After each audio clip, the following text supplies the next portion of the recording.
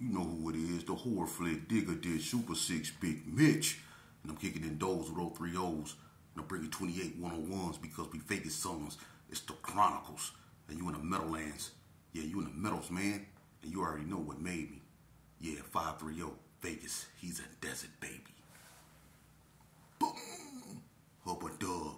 22-inch gold Dana Danes. Big Bolo Yangs. And these can't never be McLean's, man. Nah, I'm just playing. Welcome to Vegas Chronicles with the whole Super 6 Digger Ditch Big Mitch. And today, like any other day, you know what we do. Like peanut butter and jelly. We keep actual factuals. No additives, no preservatives. Just raw and uncut. Like summer sausages and crackers. You already know. Shout out to everybody that's been rocking with my little small platform, man.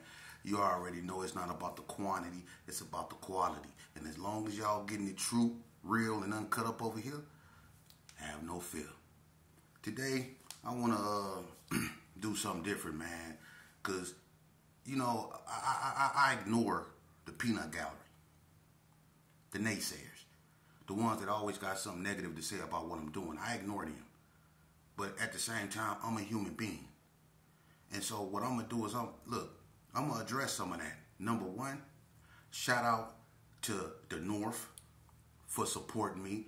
It's a lot of cats out there in the North, from Northtown, 89030, that support me. Shout out to them. Shout out to the Damus and the SAs that's been supporting me, man.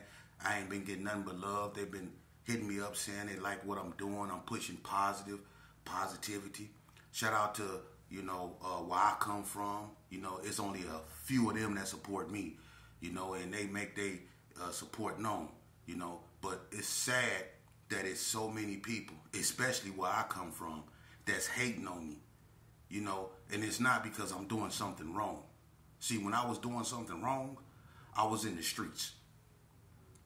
And when I was in the streets, these same cats that's talking, they wouldn't even stand on the same side of the street as me. These same cats that's saying I shouldn't be on the camera talking about my life story. This is my life story, man. I went through hell and back, man. Nobody laced up my chucks, man. What I went through took its toll on me, man. And the only reason why I'm sitting here is because God said that man has suffered enough. God intervened. Did nobody else intervene in my suffering and what I was going through? I was in a hole with 5 years. Look, on multiple occasions. But on this particular day, I was in a hole going to Ely. I had 5 years. I was in there in my underwear. I told this story before. How I was just ashy with nothing but a Bible and a pen at being. Wasn't nobody trying to help me. Didn't no green Apache helicopter come and throw down no ladder from the air for me to climb up on and get up out of there. Didn't nobody send me no card asking, are you okay on me? We ain't heard from you. There wasn't nobody I can call. Hey, man, can you send me $20 so I can get me some soap and deodorant? Wasn't none of that. And that's the truth. But when I was out there on the streets pushing the line, it was dudes coming over my house on a daily basis, knocking on my door. Hey, man, you got a thing? Hey, let me use your thing, little sheep. Hey, sheep, let me hold on to this. You see? Or go get little sheep. Here, do it. It was all about that. Or when you come to the penitentiary, let's really talk about that. When I was in a joint, how many people and how many of y'all, and y'all know who I'm talking to, because if you feel offended, I'm talking to you. How many of y'all did I stop from getting violated by people like Big Pretty? Huh? Y'all remember Rockstar? Look, it was this little youngster named Rockstar, right? And he was one of those little clown dancing. Y'all know how them youngsters used to do them weird dances back in the days? Well, he was one of those. You know, he was the era of the skinny jeans, and he came up to NNCC, right? He wearing skinny jeans. He's sagging in them. He then took ink pens and burnt them and made stubs out of them and put them up in his eyebrows. So he got like spike looking things sticking out his eyebrows. He then tattooed hearts on his neck, on the side of his neck. He got hearts. He didn't cut the side of his hair. He got dreads, but he didn't cut the side of his hair on one side and put hearts in his head. All right? And he got clothes on so tight, I swear to God, man. And the boy's so skinny, if he turn sideways and stick his tongue out, he'll look like a zipper. I swear to God, he thin as wind, right? One day we're in the gym at NNCC, right? DT from the hood, Rabbit, Big Steve. It was a bunch of dudes from Vegas up there, right? They used to always complain about this cat. He always drawing attention. He dancing in front of the coffee shop. Weird, right? It's this big, tall, OG blood dude, right? And I'm going to just say this here. He came to me one day because he used to always be sitting back with, look, this dude about 6'4", and this cat here used to sit back, the OG blood dude, with a little teacup. He had a little bitty teacup, and he used to sit back and watch him, drinking the teacup, right? He doing all these weird, I guess, you know how them youngsters used to be dancing? The cat daddy and all that weird stuff. He doing all this stuff by the coffee shop, hitting it hard too, right? He hitting it hard. OG blood dude sitting back, he watching him, right? So look, I'm in the gym one day lifting weights. So the OG blood dude come to me, he say, hey dog, hey check this out, right? Is that your homeboy like that? Because I got a pack of cookies from him, dog. Y'all know who talk like that, huh? Hey, dog, check this out, right? I don't know what's going on, but then again, it's all good because y'all from the G's and we from the B's. Who is that? That individual right there, so y'all know who I am. Big HH. Yeah. Hey, dog, check this out, right? Who talk like that? You know what I'm saying? Check this out, right? Y'all from the G's, but it's straight Damu on mine. You know what I'm saying? Who talk like that? Okay, he approached me, and every time he liked somebody, like Big Pretty put the donuts on your bed, he offer him a pack of cookies. Right? So he's sitting there, hey dog, is that your homeboy like that? You see? So the youngsters up there about to get violated, and I had to step in and be like, yeah, that's my homeboy. Even though I didn't condone what he was doing, didn't know this cat or nothing. But if I didn't say yeah, I knew what was going to happen to him. See, that's what I'm talking about. Let's talk about that. Y'all always talk about what I'm doing wrong, but y'all never talk about what I did right. And that's cool because God seen what I did right. The best thing I ever did in the game was get out of it. Ain't no such thing as homieism. Let me show you how your homies do you. See, they don't. This is why they don't like me, because I keep it so 100, because I'm not going to lie to you youngsters. Let me show you what your homies do to you. Look and carry arms, right? Hood, Vegas Chronicles. I had a homie named Trip Mac, right? Trip Mac got a brother named, rest in peace, Nucci, LA Run. They come from Pasadena. Make a long story short, Trip Mac a reputable. Everybody know him, right? One day, he get into it with this cat named Bill. You know, this cat is a habitual liar. This dude here say he started, you couldn't start a rumor. You know what I'm saying? But anyway, they get into it. They get to scrapping, right? These two homeboys fighting, right? L.A., Trip Mac older brother, he out there. L.A., you know, he wasn't, you know, L.A., you know, back in the days, he was about that. He was about his money. You know, he used to run around with L, Woodlock, and all them. But, you know, Nucci never, L.A. never, you know, he ain't no threat to nobody like that. And then, you know, he started, you know, doing what he was doing. You know, he had his demons. So he wasn't a threat like that. But just the fact that he was there, you know, Trip Mac and Bill get to fighting, right? I guess Nucci was standing next to Trip car. I don't know what happened, but he was standing next to Trip car. Trip had his car door open. And Trip stayed ready. He stayed right. You know what I'm saying? Back in the day. And one of the dudes that was out there, another Gerson that was out there watching Bit Back. You know, I don't know how you go watch Bit Back and you got two homies fighting. How you watching this cat here back? You know, but instead of you being a big homie, what ended up happening is, I guess Nucci was too close to Trip Mac Khan. Everybody know Trip stayed, you know, he stayed right when he came to that. So they thought Nucci was trying to get something. So one of the Gersons knocked Nucci out, his own homeboy, for nothing. And went in Trip car and took his thing. His own homeboy. See? So that's how your homies will do you. They'll show you how they really feel about you. For real. People like me, excuse me, I got allergies, man. If people like me, let me explain something to you. It's not that many of us left. It's not. And the ones that are, they know what I'm talking about. I done sat on the windowsills of Indian Springs prison yard with so many legends, good dudes, from Burger B to Big E Dub to Lil Kool-Aid from 60s. I done sat on there with Soldier Slim from 40 Block, Roach Clip from 50s. So many. Easy Money from Paru, Leetrick from West Coast Bloods. So many. And they all gone. They all gone. Me and Cornelius, Big Wrecking Ball. When he gave his life to God, see, that's what people don't understand. Big Wreck gave his life to God. I was at NSP with him. He gave his life to God, man. It's a lot of dudes that made that transition but didn't get a chance to live it. A lot of dudes got out of prison only to be called home. So many of them. And I used to sit back and ask myself, is being in prison a good thing? Because so many people got out of here and passed away. And I used to think, man, maybe being in here ain't such a bad thing. And then I got comfortable with being in prison, which is something you don't do. Because being in prison is not normal. I'd rather be free and uncomfortable than locked up and comfortable any day of the week. So what I'm sitting here doing, man, is offering a platform to speak on Vegas history.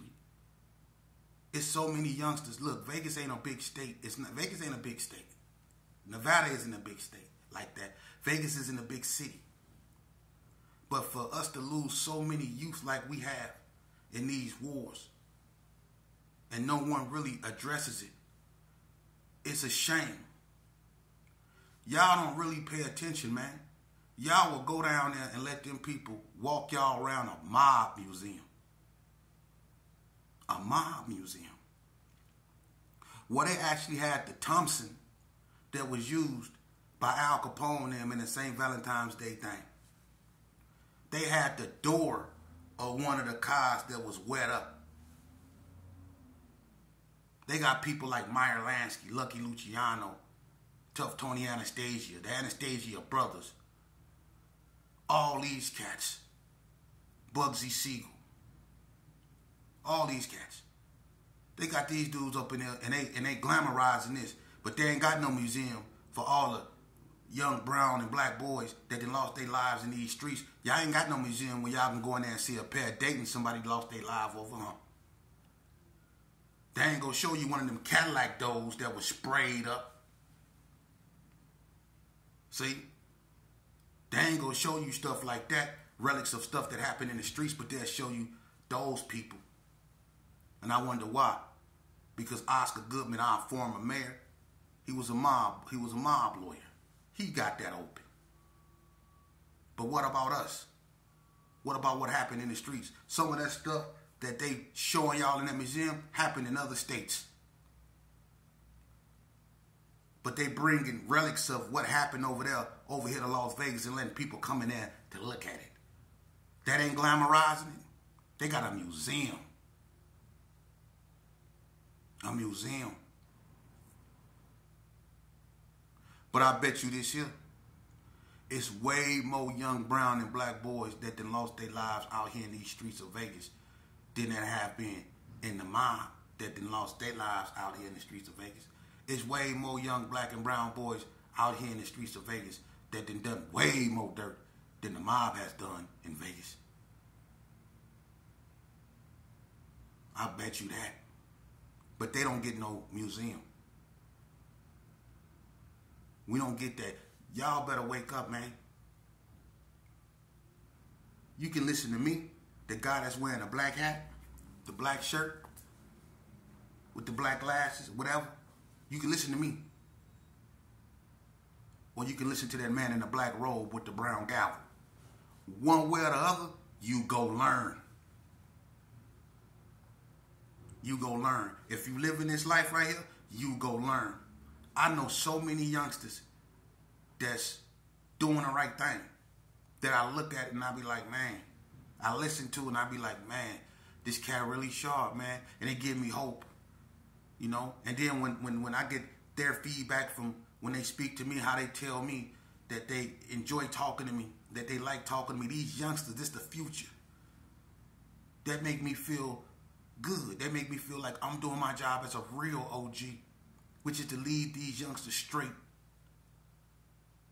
to tell them and show them why they shouldn't indulge in what I indulged in. That's why I come to you bearing all my scars, all my faults, all my failures. I don't hide nothing. These cats don't want y'all to know the truth, man. These dudes is not gangsters. A lot of these cats, let me tell you something. The real gangsters is the ones that got out of gangs. The real gangsters is the ones that had the audacity to tell their homeboys no. Them the real gangsters. The ones that had the audacity to go back and say, you know what, I messed up thus far. But that don't mean that it's over. You know, I might have messed up yesterday, but today is a new day. And I can start my life over right here, right now, while I still have it. For real. Because I'm going to tell you something. It's all fun and games. This game is all fun and games until you put in that work. Check this out. I remember one day, Vegas Chronicles. It's this one cat, man. I can't stand this dude, man. But you know what, though? I try not to let the way I feel personally about a person, you know, disrupt my focus. But it's this one cat that I used to be cool with. Me, him, Bread. You know, we decided we go pull a lick in the brownies, right? And we go up there. One of my other older homies, they put us up on the lick. You know, they just got through doing business with this cat and they knew what he had, right? So they was go basically, you know, they served him, but then they set him up. You know, that's the game. It's some cold dudes out here. They served him and then they set him up, right? They told us what they gave him, what he had, all that. So we shoot up there. We with this cat that we just, you know, we really, I really don't, I never did nothing with this dude. But this dude, he basically wanted to be a Gerson, but didn't know how to say it. You know what I mean? He come from a whole nother neighborhood. Didn't know how to say he wanted to be a Gerson, right? But he was hanging around Bread. So I thought it was cool when I got out. You know, I wasn't tripping. Even though I didn't really know this cat, I figured he tagging along with Bread. So Bread, he have to have some type of gangster bone in his body. Come to find out, Bread ain't never put in no work with this dude. We get up there to pull a lick. I tell a dude to knock on the door. I got a flag on my face. He don't got one. You ain't got one because you ain't got no gat. You don't need nothing. I just need you to get the door open and get out the way. Right? Knock on the door. Because if he see me standing here with a rag, he ain't finna open the door. So knock on the door. I'm standing on the side of the door. He knock on the door. He turn to look at me and be like, he look at me and go, bruh, oh no, I think I need a rag or something. I'm like, man, quit looking at me. He go, if somebody look through the peephole, they go see you talking to somebody and they really not gonna open the door. So I keep telling the dude, quit talking to me. Bread them over here on the end, people around the corner, right? So when he knocked on the door, dude said, who is it? He said, what'd I say? I said, quit talking to me. Right? So I said, ask for some water. Right? He said, can I get some water? Dude said, what? He said, hey man, can I get some water? Dude was like, ain't no happiness, man. And he walked away, I guess. So he gonna look at me and say, but I said, quit talking to me, dude. Right? I said, knock again. So he knocked, right? I'm getting real sick of this dude right now, right? I'm thinking about getting him, right? So I'm like, I'm really getting sick of this dude. I'm like, this whole thing is about to be blowed. It's gonna be over. It's not right, right? So he knock again. Dude, come back. He in there with somebody. Because I can hear him tell somebody, I just told this woo-woo, right? I can hear the dude say that. So he come back to the door. He say, man, what's happening? And he's standing there just looking. I say, ask for some water. So he said, hey man, can I get some? And dude said, didn't I tell you? And he started opening the door up, right? So when he started opening the door up, I was like, cool. I'll get the clutch and I look over there at Bread peeping around the corner. So when dude opened the door up, this cat right here, instead of him standing back, he just standing there looking the dude in his face. I had to push him out the way. When I pushed him out the way, the dude shut the door. He shut the door. I'm going to leave it alone after that. I'm going to just leave it alone. All right? I'm going to just leave it alone, man. I'm going to just leave it alone. For real. But that's the truth. That's the truth. This cat. So, youngster, look.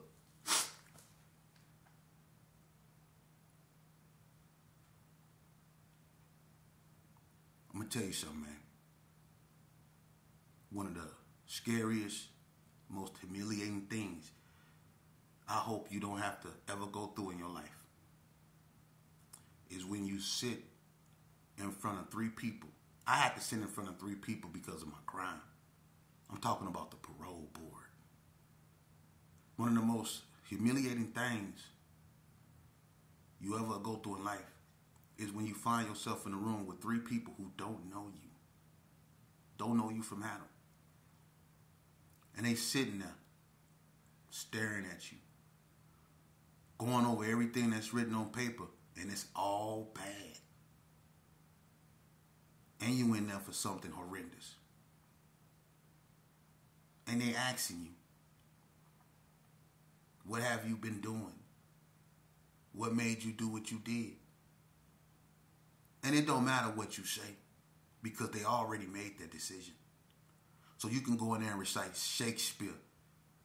You can go in there singing something about the name of Jesus, and you still go get a 3-year dump, in some cases a 5. And then you can go in there from the hole. From the hole. Facing charges of doing something to somebody. And you can go in front of the parole board and sit there, and you can be like, I know they finna dump me. Right? And you can have an attitude and everything. And they'll parole you. But you can stay out of trouble for 15 years.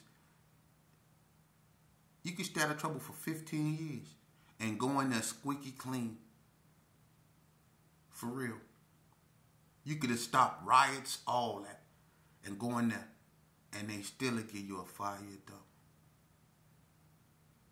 The psychological trauma, the parole board, the cost on your mind and your heart is sometimes unrecoverable. Because I done seen some dudes go in there holier than thou and come up out of their parole board straight atheists. For real. And I'm not lying. I raised my right hand to God. I didn't witness Muslims going to parole board holier than thou, on their deen, on a straight path, and get that 5-year dump and take that kufi off and pick up a Krizak pipe. For real. Y'all remember when they caught the imam of the Muslim community smoking in the closet in the chapel in Indian Springs? That time got to him. That time. He was hitting the pipe in the closet in Indian Springs, in the chapel, hitting a pipe. What a kufi on. They say when they opened the door, he was like this. They say he had a whole mouth full of lemonade, like his jaw was touching. They say he was in the pipe so hard he was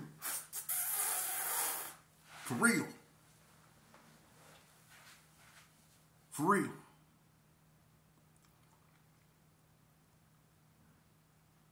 Man, let me ask y'all something for the ones that know. What have we done to ourselves, man? How did it get like this?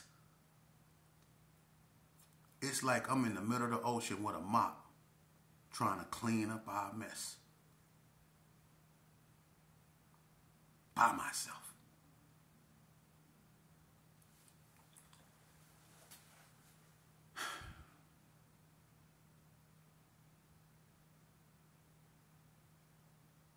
My advice, if you lucky to have your mom, look, man, It's been enough carnage.